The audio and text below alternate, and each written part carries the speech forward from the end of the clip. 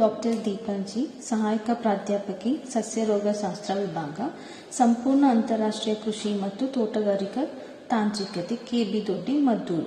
ನಾನು ಮಾತನಾಡುತ್ತಿರುವ ವಿಷಯ ಟೊಮ್ಯಾಟೊ ಬೆಳೆಯಲ್ಲಿ ರೋಗ ನಿರ್ವಹಣೆ. ಮೊದಲನೆಯ ರೋಗ ಸಸಿ ಮಡಿಯಲ್ಲಿ ಸಸಿ ಸಾಯುವುದು. ಅದರ ಗುಣಲಕ್ಷಣಗಳು ಯಾವುವೆಂದರೆ, ಗಿಡಗಳು ಬುಡಭಾಗವು ತೇವಾಂಶದಿಂದ ಹಾಗೂ ಕಪ್ಪು ಬಣ್ಣದಿಂದ ಕೂಡಿರುತ್ತದೆ. ಆಮೇಲೆ ಗಿಡಗಳು ಕುಸಿದು ನೆಲಕ್ಕೆ ಬೀಳುತ್ತದೆ.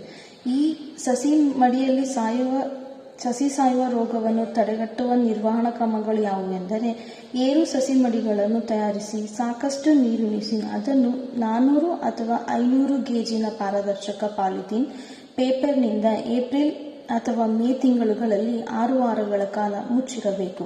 ಇದರಿಂದ ಮಣ್ಣಿನ ತೇವಾಂಶ ಹೆಚ್ಚಾಗಿ ಮಣ್ಣಿನಲ್ಲಿರುವ ಶಿಲೀಂಧ್ರ ರೋಗಾಣುಗಳು ಗಣನೀಯವಾಗಿ ನಾಶವಾಗುತ್ತವೆ. 6 ವಾರಗಳ ನಂತರ ಬಿತ್ತನೆ ಮಾಡುವಾಗ ಪ್ರತಿ ಕೆಜಿ ಬೀಜವನ್ನು 6 ಗ್ರಾಂ ಮೆಟಲಾಕ್ಸಿಲ್ MZ ನಿಂದ ಬೀಜೋಪಚಾರ ಮಾಡಬೇಕು. ತದನಂತರ ಪ್ರತಿ ಕೆಜಿ ಬೀಜಕ್ಕೆ 4 ಗ್ರಾಂ ಟ್ರೈಕೋಡರ್ಮಾ ಜೀವಾಣುವಿನಿಂದ ಲೇಪಿಸಬೇಕು. ಇದರಿಂದಾಗಿ ಸಸಿಗಳು ರೋಗರಹಿತವಾಗಿದ್ದು ಬಲಿಷ್ಠವಾಗಿ ಬೆಳೆಯುತ್ತವೆ. ಅಥವಾ ಬಿತ್ತನೆ ಮೊದಲು ಪ್ರತಿ ಕೆಜಿ ಬೀಜವನ್ನು 2 ಗ್ರಾಂ ಪಾದರಸ, ಸಂಯುಕ್ತ ವಸ್ತು ಅಥವಾ ತೈರಮ್ನೊಂದಿಗೆ ಬೆರೆಸಿ ಉಪಚರಿಸಬೇಕು. ಮತ್ತೊಂದು ರೋಗ ಯಾವುದೆಂದರೆ ಅದು ಎಲೆಮುದುಡು ರೋಗ. ಎಲೆಮುದುಡು ರೋಗದ ಗುಣಲಕ್ಷಣಗಳು ಯಾವುವೆಂದರೆ, ಗಿಡಗಳ ಬೆಳವಣಿಗೆ ಕುಂಠಿತಗೊಳ್ಳುತ್ತದೆ. ಪೊದರೆಯ ಆಕಾರದ ಎಲೆಗಳು ಮುದುಡಿಕೊಂಡಿರುತ್ತವೆ. ಎಲೆಗಳ ಗಾತ್ರ ಕಡಿಮೆಯಾಗಿ ಸರಿಯಾಗಿ ಕಾಯಿ ಕಟ್ಟುವುದಿಲ್ಲ. ಈ ಎಲೆ ಮುದುಡು ರೋಗದ ನಿರ್ವಹಣಾ ಕ್ರಮಗಳು ಯಾವುವೆಂದರೆ, ರಸ ಹೀರುವ ಕೀಟಗಳಿಗೆ ಸೂಚಿಸಿದ ಸಿಂಪರಣಾ ದ್ರಾವಣವನ್ನು ಬಳಸಿ ಬೆಳೆ ನಾಟಿ ಮಾಡಿದ 2ನೇ ಮತ್ತು 5ನೇ ವಾರಗಳ ನಂತರ ಸಿಂಪರಣೆ ಮಾಡಬೇಕು. ರೋಗ ನಿರೋಧಕ ತಳಿಗಳನ್ನು ಬೆಳೆಸಬೇಕು.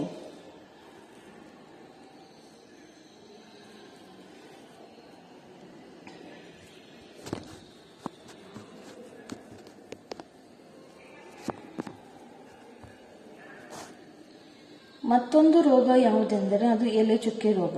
ಈ ಎಲೆ ಚುಕ್ಕೆ ರೋಗದ ಗುಣಲಕ್ಷಣಗಳು ಯಾವುವೆಂದರೆ, ಈ ರೋಗದಲ್ಲಿ ಮೊದಲಿಗೆ ಕಪ್ಪನೆಯ ವೃತ್ತಾಕಾರದ ಚುಕ್ಕೆಗಳು ಕಾಣಿಸಿಕೊಳ್ಳುತ್ತವೆ. ಆಮೇಲೆ ಒಂದಕ್ಕೊಂದು ಸೇರಿಕೊಂಡು ಒಣಗಲು ಪ್ರಾರಂಭವಾಗುತ್ತದೆ. ಈ ಎಲೆ ಚುಕ್ಕೆ ರೋಗದ ನಿರ್ವಹಣಾ ಕ್ರಮಗಳು ಯಾವುವೆಂದರೆ, ಬೆಳೆ ನಾಟಿ ಮಾಡಿದ 8 ರಿಂದ 10 ವಾರಗಳ ನಂತರ 2 ಗ್ರಾಂ ಮ್ಯಾಂಕೋಸೆಬ್ 75 WP ಪ್ರತಿ ಲೀಟರ್ ನೀರಿನಲ್ಲಿ ಬೆಳೆಸಿ ಸಿಂಪರಣೆ ಮಾಡಬೇಕು. ಪ್ರತಿ ಹೆಕ್ಟೇರಿಗೆ 625 ಲೀಟರ್ ಸಿಂಪರಣಾ ದ್ರಾವಣ ಬೇಕಾಗುತ್ತದೆ. ಮತ್ತೊಂದು ರೋಗ ಯಾವುದೆಂದರೆ ಅದು ಆರಂಭದಲ್ಲಿ ಕಂಡುಬರುವ ಅಂಗಮಾರಿ ರೋಗ. ಈ ಅಂಗಮಾರಿ ರೋಗದ ಗುಣಲಕ್ಷಣಗಳು ಯಾವುದೆಂದರೆ, ಈ ರೋಗದಲ್ಲಿ ಸಣ್ಣ ಸಣ್ಣ ಕಂದು ಬಣ್ಣದ ಚುಕ್ಕೆಗಳು ಮೇಲೆಯ ಬಾಲ್ಭಾಗದಲ್ಲಿ ಈ ರೋಗದಲ್ಲಿ ಸಣ್ಣ ಸಣ್ಣ ಕಂದು ಬಣ್ಣದ ಚುಕ್ಕೆಗಳು ಎಲೆಯ ಮೇಲ್ಭಾಗದಲ್ಲಿ ಕಾಣಿಸಿಕೊಳ್ಳುತ್ತವೆ. ಈ ಚುಕ್ಕೆಗಳು ವಜ್ರಾಕಾರದ ಕಂದು ಕಪ್ಪು ಮಿಶ್ರಿತ ಚುಕ್ಕೆಗಳಾಗಿ ಪರಿವರ್ತನೆಗೊಳ್ಳುತ್ತವೆ. ಆಮೇಲೆ ಒಂದಕ್ಕೊಂದು ಸೇರಿಕೊಂಡು ಎಲೆಗಳು ಒಣಗುತ್ತವೆ. ಈ ಅಂಗಮಾರಿ ರೋಗದ ನಿರ್ವಹಣಾ ಕ್ರಮಗಳು ಯಾವುವೆಂದರೆ, ಟೊಮ್ಯಾಟೊ ಬೆಳೆಯ ಆರಂಭದಲ್ಲಿ ಅಂಗಮಾರಿ ರೋಗ ಕಂಡುಬಂದಲ್ಲಿ 3 ಗ್ರಾಂ ಡೋಡಿನ್ ಅಥವಾ 2 ಗ್ರಾಂ ಮ್ಯಾಂಕೋಸೆಬ್ ಅಥವಾ 2.5 ಗ್ರಾಂ ಕ್ಯುಪ್ರಸ್ ಆಕ್ಸೈಡ್ ಅನ್ನು ಪ್ರತಿ ಲೀಟರ್ ನೀರಿನಲ್ಲಿ ಬೆರೆಸಿ 15 ದಿನಗಳ ನಂತರದಲ್ಲಿ 2 ಬಾರಿ ಸಿಂಪಡಿಸಬೇಕು. ಮತ್ತೊಂದು ರೋಗ ಯಾವುದೆಂದರೆ ಎಲೆ ಸುಡುವ ರೋಗ. ಈ ಎಲೆ ಸುಡುವ ರೋಗದ ಗುಣಲಕ್ಷಣಗಳು ಯಾವುದೆಂದರೆ, ಈ ರೋಗದಲ್ಲಿ ಮೊದಲನಿಗೆ ತೇವಾಂಶಯುಕ್ತ ಚುಕ್ಕೆಗಳನ್ನು ಕಾಣಬಹುದು. ನಂತರ ಎಲೆಯ ತುಂಬ ಆವೃತಗೊಂಡು ಆಮೇಲೆ ಕಂದು ಬಣ್ಣದಿಂದ ಕಪ್ಪಾಗುತ್ತದೆ. ಈ ಎಲೆ ಸುಡುವ ರೋಗದ ನಿರ್ವಹಣಾ ಕ್ರಮಗಳು ಯಾವುದೆಂದರೆ, ಪ್ರತಿ ಲೀಟರ್ ನೀರಿಗೆ 2 ಗ್ರಾಂ ಮ್ಯಾಂಕೋಸೆಬ್ ಬೆರೆಸಿ ಸಿಂಪರಣೆ ಮಾಡಬೇಕು. ಮತ್ತೊಂದು ಮುಖ್ಯವಾದ ರೋಗ ಅದುವೇ ದುಂಡಾಣು ಸೊರಗು ರೋಗ. ಈ ರೋಗದ ಗುಣಲಕ್ಷಣಗಳು ಏನೆಂದರೆ, ಈ ರೋಗದಲ್ಲಿ ಮೊದಲಿಗೆ ಕೆಳಗಿನ ಎಲೆಗಳು ಹಳದಿ ಬಣ್ಣಕ್ಕೆ ತಿರುಗುತ್ತವೆ. ಆಮೇಲೆ ಗಿಡಗಳು ಬಾಡಿ ಒಣಗುತ್ತವೆ. ರೋಗಕ್ಕೆ ತುತ್ತಾದ ಕಾಂಡವನ್ನು ಸೀಳಿ ನೋಡಿದಾಗ ಕಂದು ಬಣ್ಣವನ್ನು ಕಾಣಬಹುದು. ಈ ದುಂಡಾಣು ಸೊರಗು ರೋಗದ ನಿರ್ವಹಣಾ ಕ್ರಮಗಳು ಯಾವುವೆಂದರೆ, ದುಂಡಾಣು ಸೊರಗು ರೋಗ ಬಾಧಿತ ಪ್ರದೇಶದಲ್ಲಿ ಟೊಮ್ಯಾಟೊ ಅಥವಾ ಅದೇ ವರ್ಗಕ್ಕೆ ಸೇರಿದ ಬೆಳೆಯನ್ನು ಬೆಳೆಯಬಾರದು. ಉದಾಹರಣೆಗೆ ಬದನೆ, ಹೊಗೆಸೊಪ್ಪು, ಮೆಣಸಿನಕಾಯಿ ಅಥವಾ ಆಲೂಗೆಡ್ಡೆ. ಗಂಟು ಬೇರು ಜಂತು ರೋಗ. ಈ ಗಂಟು ಬೇರು ಜಂತು ರೋಗದ ಮುಖ್ಯ ಲಕ್ಷಣಗಳು ಯಾವುವೆಂದರೆ ಗಿಡಗಳ ಬೆಳವಣಿಗೆ ಕುಂಠಿತಗೊಂಡಿರುತ್ತದೆ, ಗಿಡಗಳು ಹಳದಿ ಬಣ್ಣಕ್ಕೆ ತಿರುಗುತ್ತವೆ, ಬೇರಿನಲ್ಲಿ ಸಣ್ಣ ಸಣ್ಣ ಗಂಟುಗಳನ್ನು ಕಾಣಬಹುದು.